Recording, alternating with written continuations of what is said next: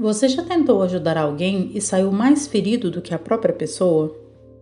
Já estendeu a mão, acolheu, aconselhou, perdoou, deu tempo, atenção, deu presença e no fim percebeu que aquela ajuda não curou nada, só alimentou um ciclo? Antes de continuarmos, se inscreva e curta esse canal para que possamos chegar com a palavra para os que precisam. Então, vem a pergunta que quase ninguém tem coragem de fazer. Será que toda ajuda agrada a Deus? Porque Deus é amor, sim. Jesus ensinou a misericórdia, o perdão, a compaixão. Mas a Bíblia também mostra que existe uma diferença entre amar uma pessoa e fortalecer um comportamento que a afasta de Deus. E é aqui que muita gente se confunde. Tem ajuda que consola, mas tem ajuda que sustenta a preguiça. Tem ajuda que acolhe, mas tem ajuda que alimenta manipulação. Tem ajuda que parece bondade, mas no fundo está mantendo o outro longe da verdade. Hoje eu quero te mostrar 5 atitudes que a Bíblia nos ensina a não alimentar. E atenção, isso não é um convite à frieza. Não é para fechar o coração. Não é para abandonar ninguém. É sobre uma caridade madura. Uma misericórdia com discernimento. Um amor que não se torna cúmplice daquilo que constrói a alma. Respira fundo comigo. Porque talvez hoje Deus vai te mostrar que nem toda porta que você mantém aberta foi Ele quem pediu para você sustentar. Em nome do Pai, do Filho, do Espírito Santo. Amém. Senhor, me dá um coração misericordioso, mas também um coração sábio. Não me deixe endurecer no amor, mas também não me deixe confundir amor com conveniência. Fala comigo através da Tua palavra. Amém. Existe uma verdade espiritual muito importante. Nem toda necessidade visível revela uma disposição interior de mudança. Às vezes, a pessoa quer alívio, mas não quer conversão. Quer socorro, mas não quer responsabilidade. Quer sua presença, mas não quer verdade. E quando isso acontece, você acaba ocupando um lugar que não é seu. O de tentar salvar alguém que só será transformado quando decidir abrir o coração para Deus. Vamos às 5 atitudes. 1. Não alimente a preguiça. A primeira atitude é a preguiça, a acomodação, a recusa sem assumir responsabilidade. Provérbios capítulo 10, versículo 4 diz: a mão preguiçosa empobrece, mas a mão diligente enriquece. E São Paulo fala de um modo ainda mais direto em 2 Tessalonicenses capítulo 3, versículo 10. Se alguém não quer trabalhar, também não coma. Perceba, ele não diz se não consegue. Ele diz se não quer. A Bíblia tem profunda compaixão por quem sofre, por quem caiu, por quem está sem forças. Mas ela não apoia a escolha constante de viver às custas dos outros quando a pessoa se recusa a fazer sua parte. Porque há uma diferença entre amparar um cansado e sustentar um acomodado. Tem gente que pede ajuda, não para se levantar, mas para continuar deitada na própria desculpa. E quando você alimenta isso por tempo demais, você não está ajudando a pessoa a crescer. Você está impedindo que ela enfrente a verdade que poderia amadurecê-la. O amor cristão não é carregar eternamente nas costas quem já poderia estar caminhando com as próprias pernas.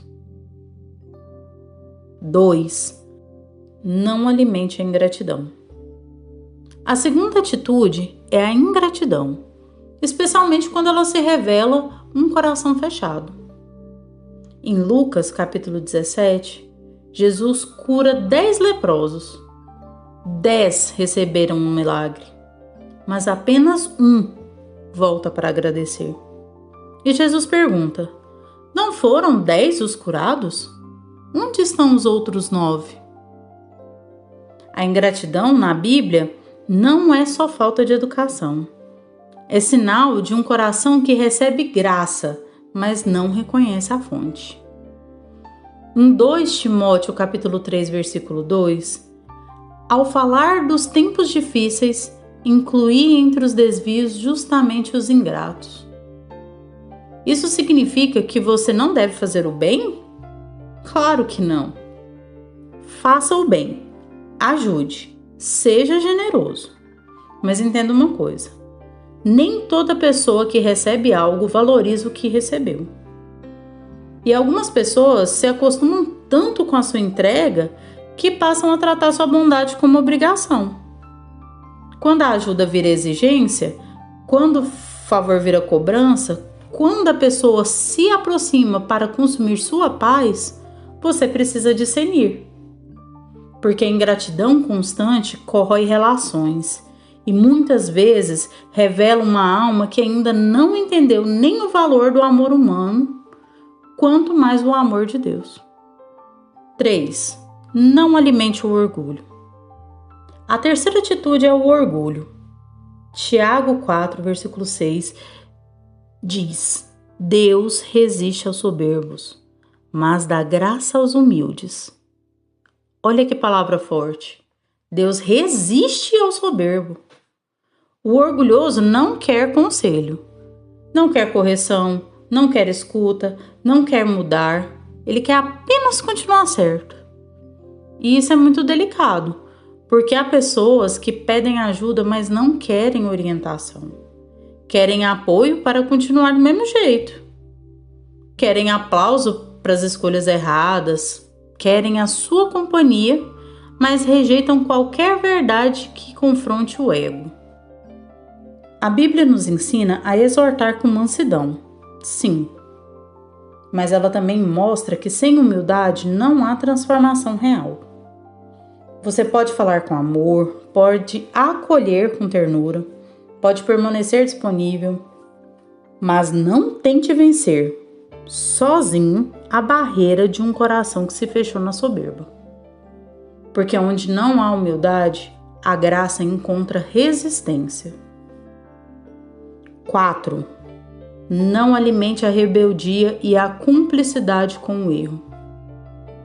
A quarta atitude é a rebeldia espiritual, a escolha insistente por caminhos que afastam da presença de Deus. O Salmo 1 começa mostrando justamente isso. Há um caminho do justo e há um caminho que se afasta do Senhor. Há conselhos, ambientes e posturas que vão secando a alma pouco a pouco.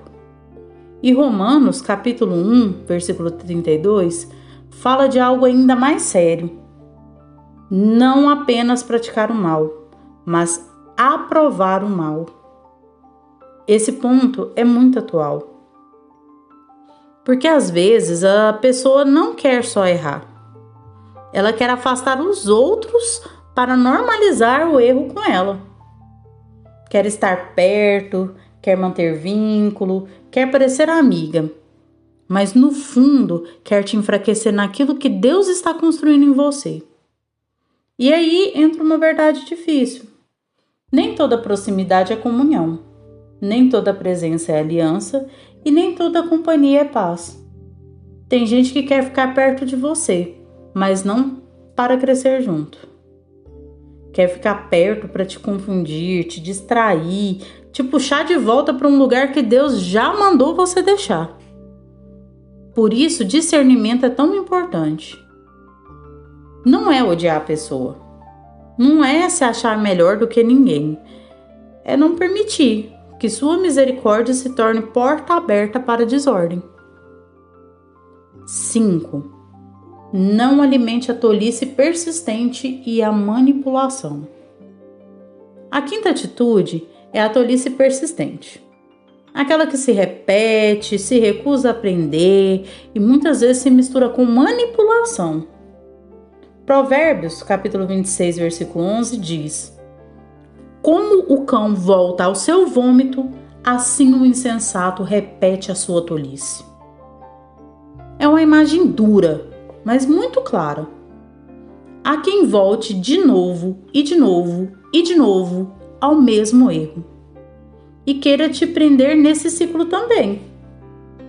Aqui entram pessoas que fazem da própria fragilidade uma estratégia.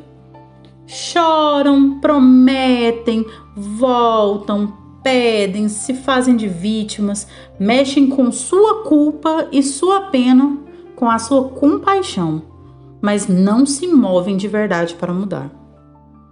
E você, com um coração bom, entra mais uma vez, explica mais uma vez, socorre mais uma vez, se culpa mais uma vez, até perceber que não está diante apenas de uma dor, mas de um padrão. Nem todo sofrimento é manipulação, mas toda manipulação usa sofrimento, culpa ou medo para controlar. Por isso o cristão precisa vigiar. Jesus acolhia os pecadores, mas não era governado pelos jogos do coração humano. Ele amava profundamente e justamente por isso dizia a verdade. Sobre Judas, por exemplo, Jesus deu sinais, deu convivência, deu oportunidade, deu presença, mas não forçou o coração dele. Isso é fortíssimo, porque nos ensina que até o próprio Cristo, respeitando a liberdade humana, não obrigou ninguém a permanecer na luz. Há pessoas que você pode amar, pode advertir, pode evangelizar, pode até chorar com elas, mas não pode escolher por elas. Então, afinal, o que a Bíblia nos ensina? Que o amor de Deus não é omissão, mas também não é ingenuidade.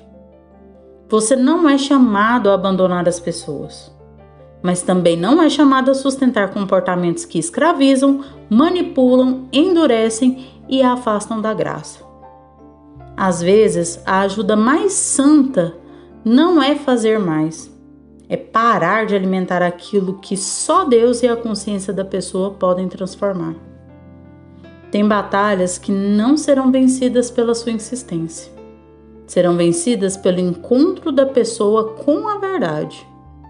E talvez hoje Deus esteja te dizendo: continue amando, continue rezando, continue sendo misericordioso, mas pare de chamar de caridade aquilo que já virou cumplicidade com o erro. Porque amor sem discernimento adoece, mas amor com verdade pode salvar. Senhor, me ensina a amar sem endurecer, mas também a discernir sem culpa. Livra meu coração da necessidade de salvar quem só Tu podes converter. Dá-me sabedoria para ajudar com pureza, limites santos para não alimentar o erro, e misericórdia para nunca perder a compaixão. Que eu seja instrumento do Teu amor, mas nunca cúmplice daquilo que afasta uma alma de Ti. Em nome do Pai, do Filho e do Espírito Santo. Amém.